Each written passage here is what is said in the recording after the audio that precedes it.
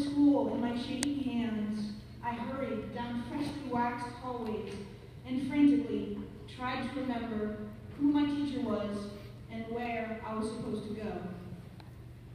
Looking around me in the halls, I realized with a sense of relief that all of my fellow fifth graders bore the same expression as I. Friends, faculty, and family, welcome to the Saxe Middle School 8th grade graduation. My name is Stewart, and I am honored to stand before you today, proud of our accomplishments and eager to pursue all of the opportunities and challenges before us. We arrived at Saxe from different schools with different histories, backgrounds, interests, and ambitions. But this feeling of solidarity, which defined the start of our journey, helped shape who we are as a class. Although initial rivalries between elementary schools prevailed, after a few rounds of East is the least, West is the best, all was forgotten. We were no longer separated by individual elementary schools, but we were now all part of one community. Over the course of these 4 years, these bonds of friendship have helped us to overcome whatever challenges we faced, whether it be exams, hurricanes, or tragedies. Together we learned an enormous amount, from expository writing and algebra to speaking Latin and Chinese. We explored the vast empire of the Romans and the bloody battles of the American Civil War. As we transition to high school, we will once again revert to being the new students on the first day of school with maps in our shaking hands and panicked expressions on our faces. Throughout these next 4 years, we will all face challenges once again. From what I understand, these graduation speeches are supposed to offer good advice to those graduating, advice to help us overcome these challenges.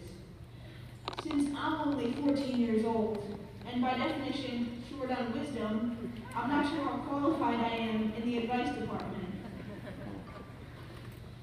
Luckily, I am a very wise uncle who once helped me through a difficult time.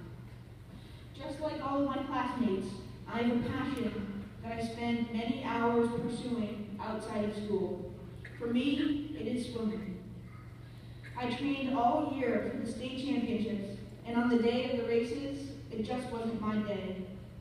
I failed to achieve my goals.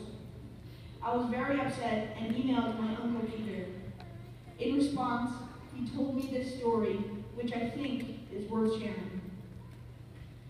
Though we know him as one of the great leaders, diplomats, speakers, and writers of the 20th century, it took Sir Winston Churchill 3 years to get through 8th grade.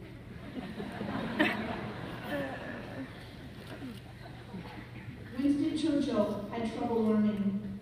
While his family was practically royalty, he was not accepted to any prestigious university, and certainly not Oxford, which was located just a few miles from his family home.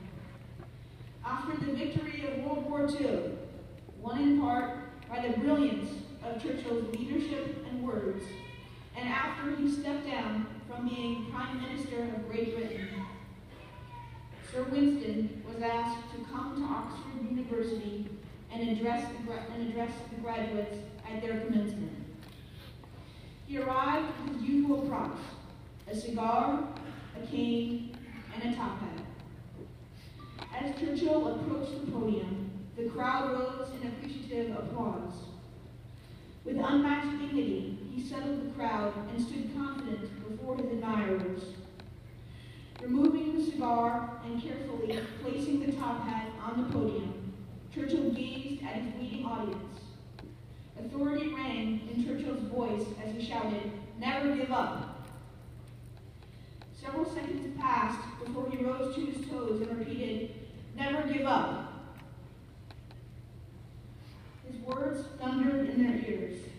There was a deafening silence as Churchill reached for his hat and cigar, steadied himself with his cane, and left the platform. His commencement address was finished. I thought about this story for a while. I realized that there are only a few lessons in life that are this simple, and Churchill hit on one of them. You find out much more about yourself when you've been knocked to the canvas than when you are being paraded as a champion on the shoulders of your peers. All great champions pick themselves up again and again and again. That's the habit that makes you great. My fellow 8th grade students, that's the habit that will make us great. Thank you very much.